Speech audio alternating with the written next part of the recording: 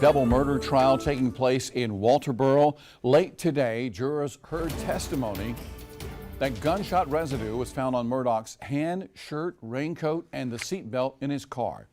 The disgraced former attorney is accused of shooting and killing his wife Maggie and son Paul in June of 2021.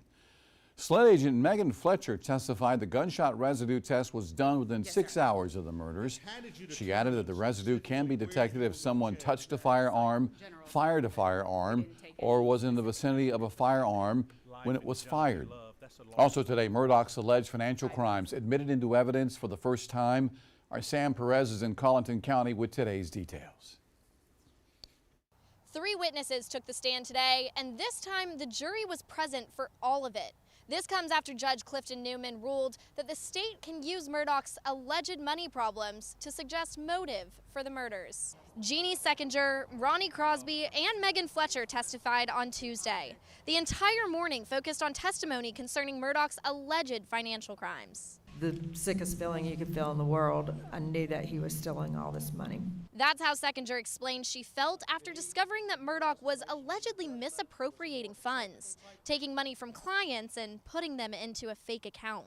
Seckinger testifies she confronted Murdaugh on June 7th, 2021, about missing money from what she referred to as the Ferris case. Later that night, his wife Maggie and son Paul were found murdered. But your mind didn't go to,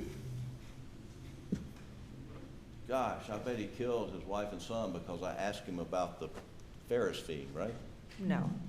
Ronnie Crosby, another of Murdaugh's colleagues, testified that if he had known about the decade of alleged misappropriations, Murdaugh would have been fired and turned over to law enforcement. Crosby was more than just a fellow attorney, though. I knew Paul since he was born. Both he and Buster had always referred to me as Uncle Ronnie. He got emotional on the stand as he explained his relationship with the family. After the murders, Crosby says he went to the crime scene to help clean. When defense attorney Jim Griffin asked about crime scene integrity and if Crosby had tried to collect evidence. I mean, we were getting biological material. It just couldn't be there. It was bad, you know, and it was overwhelming us. So, no, I did not try to collect evidence. But Megan Fletcher with the South Carolina Law Enforcement Division did testify about evidence. She ran tests on Murdaugh's clothing and a blue rain jacket he supposedly hid a few days after the murders to see if there was gunshot residue. On the jacket, Fletcher testifies she found 38 particles.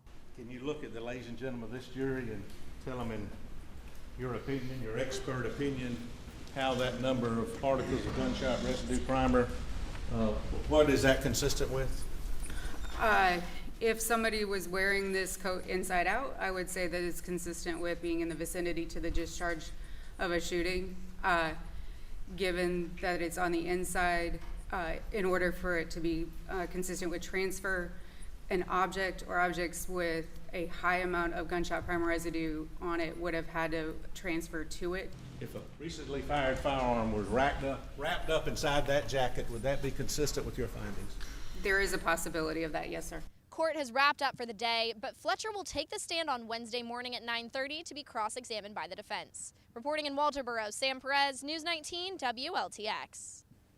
And one common theme in today's testimony was about the law firm and how interwoven personal and professional life was for Murdaugh and his co-workers. Our Rachel Ripp has that part of the story tonight.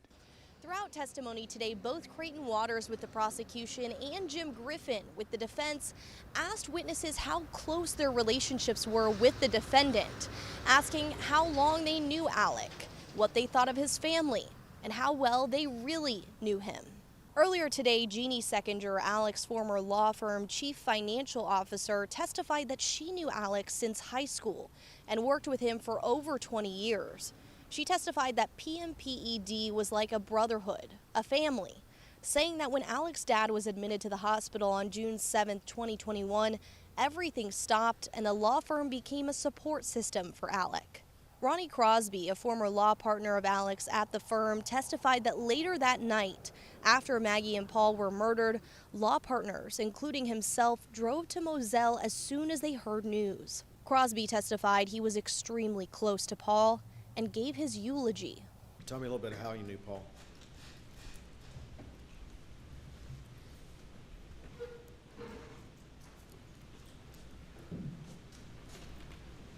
I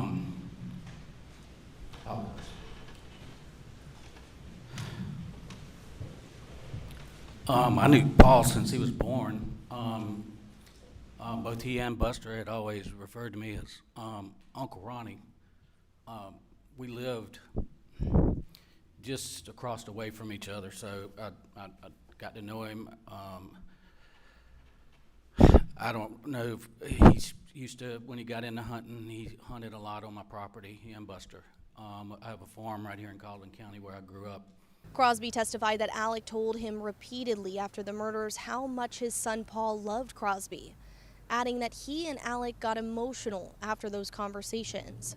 Crosby testified that he and his young son used to hunt and fish with Paul all the time.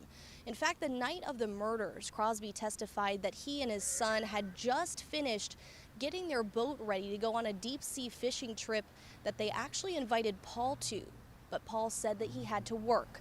Reporting in Walterboro, Rachel Ripp, News 19, WLTX. And testimony resuming at 9:30 in the morning. Of course, we will continue to follow the trial and have much more for you tomorrow right here on News 19.